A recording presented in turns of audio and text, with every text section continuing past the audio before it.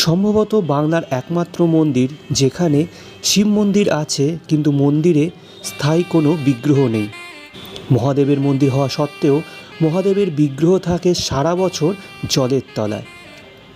আজ আপনাদের দেখাবো 850 বছরেরও বেশি প্রাচীন এমন এক মন্দিরের চড়ক উৎসব, যা দেখলে আপনারা অবাক হবেন এবং তার সাথে মন্দিরের ইতিহাস আপনাদের মুগ্ধ করবে।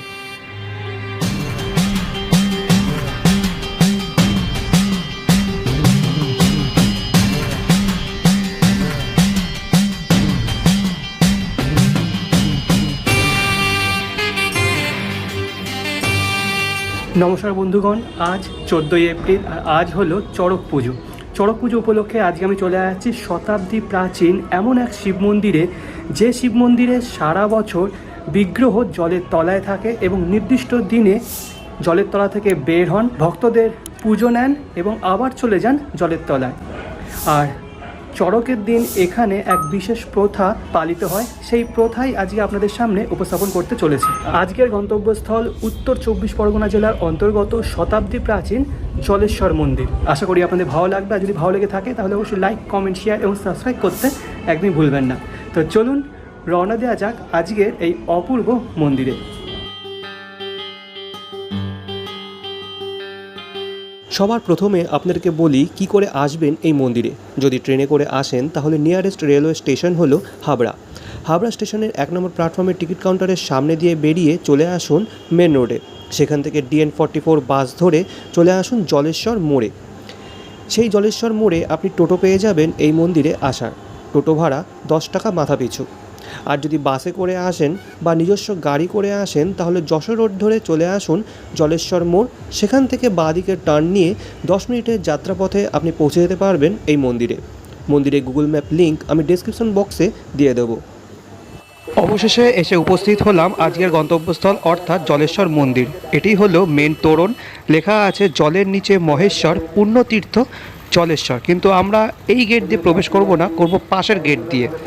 এই যে এটি হলো পাশের গেট, এখান দিয়েই মূলত সকল ভক্তরা প্রবেশ করেন এবং পাশে একটি পুকুর আছে, সেই পুকুরে স্নান করে বাবার কাছে যান। আর এখানে প্রচুর দোকান আপনি পেয়ে যাবেন বাবার কাছে পুজো দেওয়ার জন্য। কত ভিড় দেখুন এখন। এখানে অনেক ডাবের দোকান আছে, এখান থেকে ডাব কিনে ভক্তরা বাবাকে নিবেদন করবেন। তো এই সেই পুকুর, এই পুকুরে স্নান করে ভক্তরা এই প্রথা শুরু করবেন। ঠিক আছে, এখন ঘড়ি কাটায় বাজে ওই 12:30, 1টা থেকে শুরু হবে। এই পুকুরের নামই হলো শিব পুকুর। যে প্রথার কথা আমি বলছি সেই প্রথা শুরু হতে এখনও আধ ঘন্টা বাকি আছে। তো চলুন মন্দিরের ইতিহাসটা সংক্ষেপে আপনাদের জানিয়ে দিই।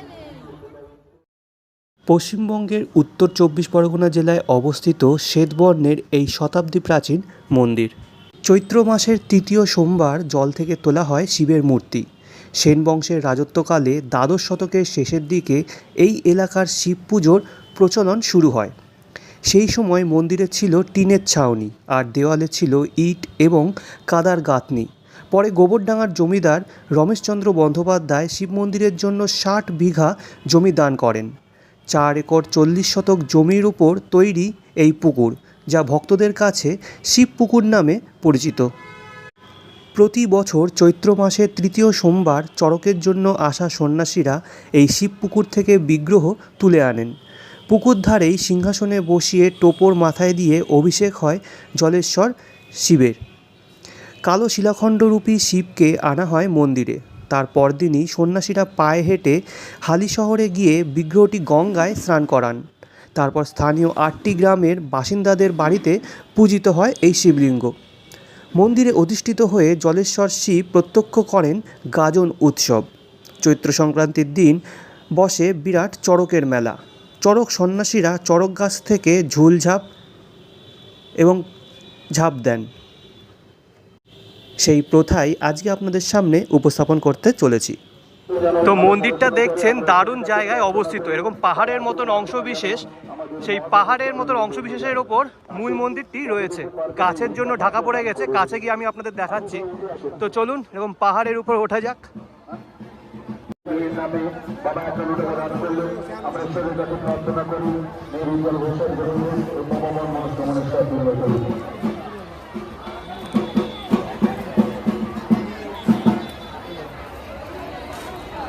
তো সামনে দেখতে পাচ্ছেন গাছে এরকম বাঁশ বাঁধা হয়েছে, এর উপরে সন্ন্যাসীরা উঠবেন এবং ঝাঁপ দেবেন। আর সামনেই রয়েছে মূল মন্দির। একটু পরে দেখবেন এখানে ভিড়া মানে লোকে লোকারণ্য হয়ে যাবে। আর এখানে অনেক ভক্তরা আছেন যারা এখন দণ্ডি কাটছেন।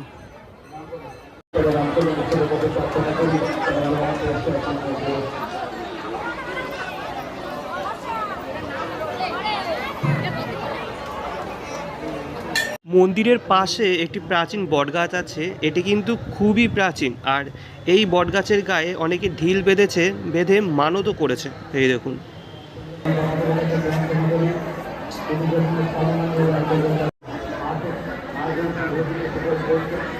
প্রধান সন্ন্যাসী যিনি তিনি কিন্তু বেরোচ্ছেন। এবার যেগুলো পাতা হবে সেগুলো কিন্তু পুজো দেওয়া হয়, তারপর এখানে আনা হয়।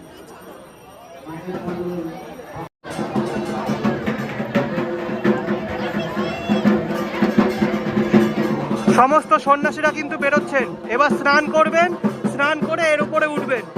আর প্রত্যেকে দেখতে পাচ্ছেন মাথায় করে একটা ফল রেখে দিয়েছেন, ডাব, কাঁঠাল, আম, এসব।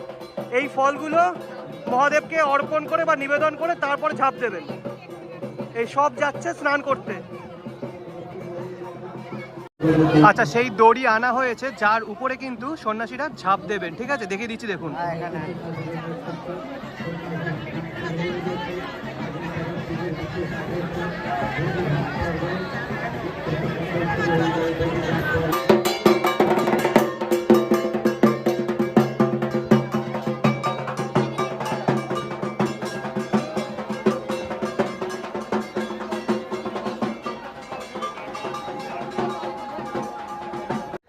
এই দড়ি এবার নিয়ে যাওয়া হবে পুকুরে স্নান করিয়ে তারপর আবার নিয়ে যাওয়া হবে মূল মন্দিরে, সেখানে পুজো করা হবে, তারপর এনে এখানে পাতা হবে।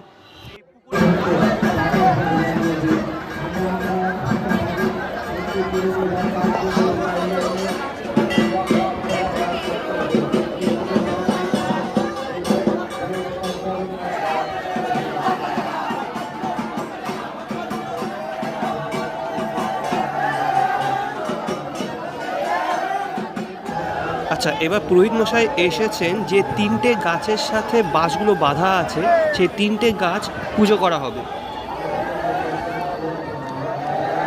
প্রধান সন্ন্যাসী সবার প্রথমে ঝাঁপ দেবেন, তারপর একে করে বাকি সন্ন্যাসীরা ঝাঁপ দেবেন। পুজো হয়ে গেছে, এবার সেই দড়ির বেদিটা পাতা হচ্ছে, যার উপর ঝাঁপ দেবে এবং এর উপরে রাখা হবে সেই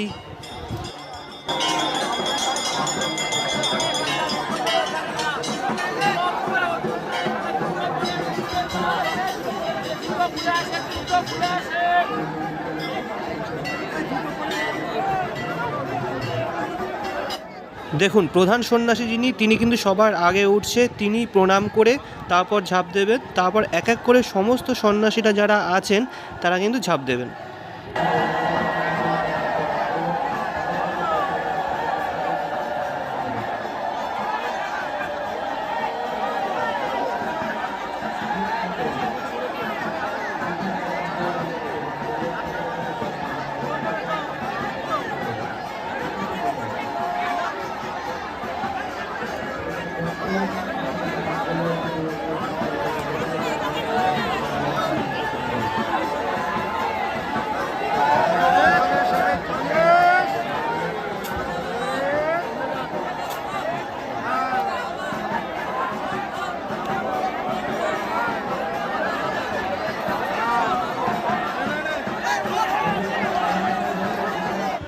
পুরুষ সন্ন্যাসী যারা আছেন তারা বাঁশের ওপর উঠে ঝাঁপ দিচ্ছেন এবং মহিলা সন্ন্যাসী যারা আছেন তারা কিন্তু দড়ির নিচ দিয়ে ভিতরে প্রবেশ করছেন।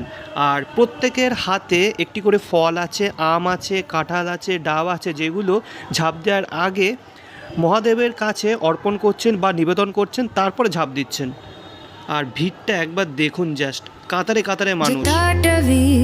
जल प्रवाह पावितस्थले गलेवलम्ब्य लम्बितान् भुजङ्गतुङ्गमालिकां डमद्दमद्दमद्दमन्निनादवद्दमर्वयम् चकार तुषारछन्दताण्डवं तनोतु नः शिव शिवम् जतार्कताः सम्भ्रमप्रमन्निलिम्पनझरी बिलोलवीचिवल्लरी विराजमानमूर्धनि गदद्धगद्धगज्ज्वलल्ललाट। আচ্ছা, এবার চলে এসেছি সেই বাঁশের স্ট্রাকচারে একদম কাছে, যেখান থেকে খুব ভালোভাবে আর কাছ থেকে দেখা যাচ্ছে। এখানে দেখতে পাচ্ছেন একজন সন্ন্যাসী আরও এক ধাপ উপরে উঠেছে, সেখান থেকে ঝাঁপ দেবেন। किशोर चन्द्रशेखरे रतिर्ममत्वमन्निभावन् श्मशानाश्वलत्रपूलिनामङ्गादुपद्धवम्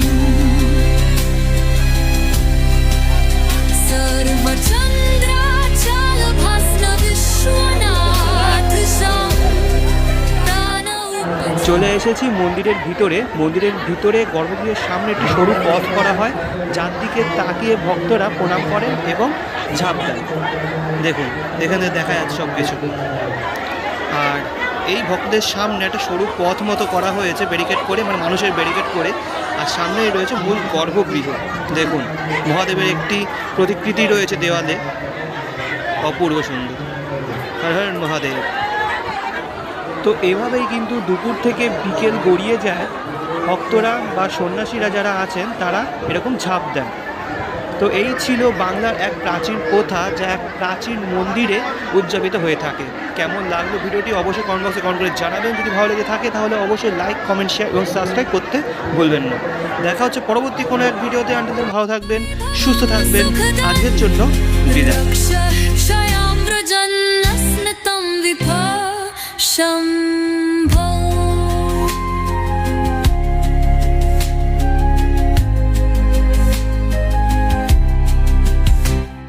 धराधरेन्दनन्दिनी विलेसबन्धुबन्धुरा स्फुरद्दिगन्तसन्तति प्रमोदमानमानसे किपन्द्रुगं प्रमरुदञ्चकान्नकोमलाभ वलक्षिधेनु सञ्जले सतानुजीवना शिव वा शिव